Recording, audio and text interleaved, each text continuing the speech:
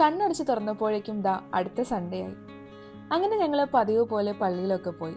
പക്ഷെ ഇന്ന് പള്ളി കഴിഞ്ഞ് വീട്ടിലേക്കല്ല കേട്ടോ പോകുന്നേ, ലണ്ടൻ വരെ ഒന്ന് പോവാണ്. UK ലണ്ടൻ അല്ല, ഒൻറ്റാരിയോ ലണ്ടൻ. പള്ളിയിൽ നിന്ന് നേരെ പോയതുകൊണ്ട് നല്ല വിശപ്പുണ്ടായിരുന്നു. അതുകൊണ്ട് പോകുന്ന വഴി ഒരു ഓൺ റോഡിലൊക്കെ കയറി ഒരു ചെറിയ ബർഗറൊക്കെ കഴിച്ചു.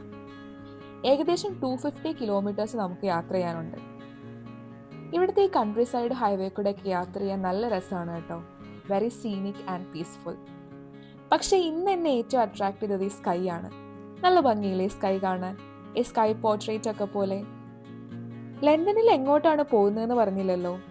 ഞങ്ങൾ ഗ്രാൻഡ്ബെൻ ബീച്ചിലേക്കാണ് കേട്ടോ പോയത്. ഗ്രാൻഡ്ബെൻ ബീച്ച് ഒൻറ്റാരിയോയിലെ മോസ്റ്റ് പോപ്പുലർ ബീച്ചുകളിൽ ഒന്നാണ്. അത്യാവശ്യം നല്ല ക്രൗഡഡ് ആയിരുന്നു.